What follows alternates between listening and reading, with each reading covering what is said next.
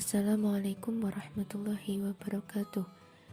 Perkenalkan, nama saya Umi Khairiyah dari kelas TMT 3E. Pada kesempatan kali ini, saya akan membahas tentang sejarah matematika dalam pembelajaran dan tokoh-tokoh matematika. Baik, langsung saja kita bahas. Yang pertama adalah sejarah matematika dalam pembelajaran. Salah satu kompetensi guru adalah memahami sejarah matematika karena peran sejarah matematika yang secara langsung maupun tak langsung berpengaruh terhadap pembelajaran matematika. Fafel 2000 menyatakan bahwa terdapat 3 dimensi besar pengaruh positif sejarah matematika dalam pembelajaran, yaitu yang pertama adalah understanding atau pemahaman. Perspektif sejarah dan perspektif matematika atau struktur modern saling melengkapi untuk memberikan gambaran yang jelas dan menyeluruh tentang konsep dan teorema, serta bagaimana konsep-konsep saling berkaitan. Yang kedua adalah enthusiasm atau antusiasme. Sejarah matematika memberikan sisi aktivitas sehingga menimbulkan antusiasme dan motivasi. Yang ketiga, skills atau keterampilan. Memacu keterampilan menata informasi, menafsirkan secara kritis berbagai anggapan dan hipotesis, menulis secara koheren, mempresentasikan kerja, dan menempatkan suatu konsep pada level yang berbeda. Lalu bagaimana cara menggunakan sejarah matematika? Berikut ini secara lebih rinci. John Fafel Garner 1996 menyarankan beberapa cara yang dapat ditempuh dalam menggunakan sejarah dalam pembelajaran matematika di kelas, yaitu menyebutkan atau menceritakan tentang matematikawan pada zaman dahulu, menyediakan pengantar sejarah untuk konsep-konsep yang baru bagi siswa, memberi tugas-tugas tentang sejarah matematika, memacu kreasi tampilan poster atau proyek lain dengan topik-topik sejarah, menggunakan contoh-contoh penting dalam sejarah matematika untuk menggambarkan teknik-teknik atau metode-metode matematika, merencanakan urutan dan struktur topik dalam silabus pembelajaran dengan landasan sejarah, dan merencanakan proyek tentang aktivitas lokal matematika pada zaman dahulu. Pembahasan selanjutnya yaitu beberapa tokoh matematika. 1. Pythagoras 570 sampai 495 sebelum Masehi. Pythagoras lahir pada tahun 570 sebelum Masehi di Pulau Samos, Yunani. Pada usia 18 tahun, Pythagoras pergi ke kota Miletus untuk bertemu Thales yang merupakan seorang ahli matematika dan astronomi. Pythagoras merupakan seorang yang memberikan sumbangsih terbesar terhadap bidang matematika, yaitu teorema Pythagoras dan konversinya. Teorema Pythagoras yaitu sebuah teorema dalam bidang geometri yang menyatakan bahwa jumlah luas bujur sangkar pada kaki sebuah segitiga siku-siku sama dengan luas bujur sangkar di hipotenusa. Beliau juga pernah mendirikan sekolah yang bernama The Semicircle. 2. Euclid 325 sampai 265 sebelum Masehi. Euclid lahir pada tahun 325 sebelum Masehi di Alexandria.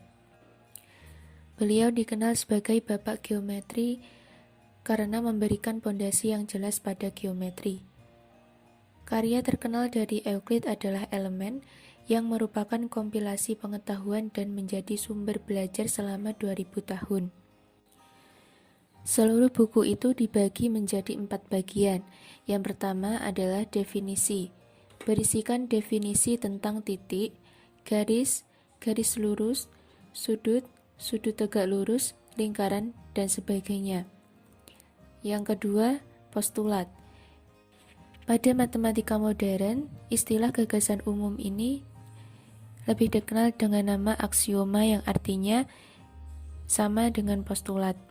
Yang keempat adalah dalil. Total ada 441 dalil di buku The Elements. Seluruh bukti pada tiap-tiap dalil diturunkan dari 5 postulat dan 5 gagasan utama. Kira-kira 98% isi buku ini adalah pembuktian dari masing-masing dalil. 3. Archimedes 287 sampai 212 sebelum Masehi. Archimedes hidup di Yunani, merupakan seorang matematikawan, fisikawan, astronom sekaligus filsuf. Archimedes menulis banyak subjek yang seringkali menggunakan cara apa yang sekarang dalam bentuk modern kita sebut dengan kalkulus. Karena itu ia sering disebut sebagai bapak integral. Beberapa karyanya sebagai berikut: The Method atau metode, yang banyak menjelaskan tentang metode menemukan teorema-teoremanya; Quadrature of the Parabola atau memunjur sangkarkan parabola, yang berisi 24 dalil. 4. Brahmagupta 598 sampai 670 Masehi. Brahmagupta lahir kira-kira tahun 598 dan meninggal setelah tahun 665. Beliau adalah pertama yang memberi aturan untuk menghitung dengan nol. Brahmagupta juga memberikan aturan aritmetika dalam istilah untung, bilangan positif, dan istilah rugi atau hutang, bilangan negatif. Brahmagupta juga memberikan metode perkalian yang menggunakan nilai tempat, yang menjadi cikal bakal cara perkalian kita. Terdapat 3 metode yang dinyatakannya dalam Brahma Supta Siddhanta. 5. Al-Khawarizmi 780 sampai 850 Masehi. Al-Khawarizmi, Abu Musa Al-Khawarizmi, lahir di Khiran, Al-Khawariz, Uzbekistan dan wafat di kota 1001 Malam, Baghdad. Beliau menyusun karya Al-Jabar Hisab, Al-Jabar wal Muhabbalah. Di dalam terjemahan karya Al-Khawarizmi tersebut terdapat 6 bab yang berisi 6 bentuk persamaan linear dan kuadrat. Selain secara aljabar, Al-Khawarizmi juga memberikan penyelesaian secara geometri dengan membuat diagram geometris. Karya lain yang terkenal yaitu Tratatit Arithmetica, terjemahan Prince Boncompagni. Yang keenam, Fibonacci 1170 sampai 1250 Masehi. Fibonacci, matematikawan Italian yang hidup antara 1170 sampai 1240 atau 1250 Masehi. Fibonacci memperkenalkan sistem bilangan Hindu-Arab di Eropa. Tulisannya antara lain adalah Liber Abaci 1202, Praktisa Geometrica atau Practical Geometry 1220, Flos 1225, Liber Quadratorum 1225, dan A Letter to Master Theodorus 1225, perintis dalam menggunakan kembali pecahan Mesir. Egyptian Fraction Practica Geometria ditulis tahun 1220. 7. Descartes 1596 sampai 1650 Masehi. Descartes dilahirkan di La Haye, Prancis, 31 Maret 1596 dan wafat di Stockholm, Swedia pada 11 Februari 1650. Beliau menerbitkan Discours de la Méthode.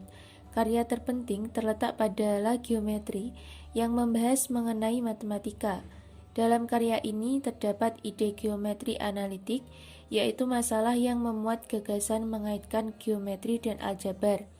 Sebagai penghormatan, kini koordinat silang atau tegak lurus kita namakan koordinat Kartesian atau Kartesius. 8. Fermat 1601 sampai 1665 Masehi. Fermat lahir pada tanggal 17 Agustus 1601. Ada sumber lain yang mengatakan ia lahir pada tahun 1607 dan 1608. Menulis buku Method for Determining maxima and minima and tangents to curved lines, menjelaskan tentang metode untuk menentukan nilai maksimum, minimum, dan tangen dari berbagai macam kurva yang caranya sama dengan mendiferensialkan atau turunan. Tidak hanya itu, Fermat juga menemukan teknik untuk menemukan pusat gravitasi dan berbagai bentuk geometri, baik yang datar maupun bangun ruang. 9 Pascal 1623 sampai 1662 Masehi. Pascal lahir pada 19 Juni 1623 di Clermont-Ferrand, sebuah kota kecil di pinggiran Prancis. Buku pertamanya Essay on Conic Sections. Pascal juga membuat kalkulator digital pertama yang disebut Pascaline untuk membantu pekerjaan ayahnya. Untuk membuatnya, ia membutuhkan waktu antara tahun 1642 hingga 1645. Tahun 1654, ia menyelesaikan bukunya tentang irisan kerucut The Generation of Conic Sections. 10 Newton 1643 sampai 1727 Masehi. Newton lahir pada 4 Januari 1643 di Woolsthorpe Manor, Britania Raya. Karya buku Philosophia Naturalis Principia Mathematica. Dalam bidang mekanika, Newton mencetuskan juga adanya sebuah prinsip kekekalan momentum dan sudut. Newton berhasil menjabarkan teori binomial, mengembangkan metode hukum Newton untuk melakukan upaya pendekatan terhadap nilai nol satu fungsi dan melakukan kontribusi atas kajian deret pangkat. 11.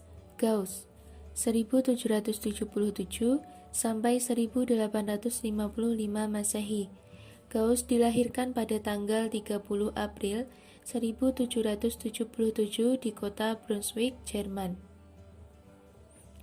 Beliau menemukan hukum Bode, teorema binomial, rata-rata aritmetik dan geometrik, hukum kebalikan kuadratik, dan teorema bilangan prima. Gauss terkenal karena kesabarannya. Ia seringkali telah mengetahui suatu metode atau masalah, tetapi tidak merasa perlu mempublikasikannya, bahkan amat menghargai matematikawan lain yang menemukan kembali. 12. George Cantor 1845 sampai 1918 Masehi. Cantor ahli matematika Jerman yang lahir pada 1845 di Saint Petersburg, Rusia. Beliau terkenal sebagai penemu teori himpunan. Cantor menerbitkan makalah yang mendefinisikan bilangan irasional sebagai barisan bilangan rasional yang konvergen tahun 1870. Dedekind menulis definisi bilangan real lewat potongan Dedekind atau Dedekind cuts. Setelah membaca makalah Cantor di atas, Cantor membuktikan bahwa himpunan bilangan rasional dan bilangan aljabar adalah terhitung atau countable tahun 1873. Cukup sekian pembahasan tentang sejarah matematika dalam pembelajaran dan tokoh-tokoh matematika. Semoga pembahasan kali ini bisa bermanfaat untuk kita semua, dan mohon maaf apabila ada kesalahan dalam menjelaskan materi. Terima kasih. Wassalamualaikum warahmatullahi wabarakatuh.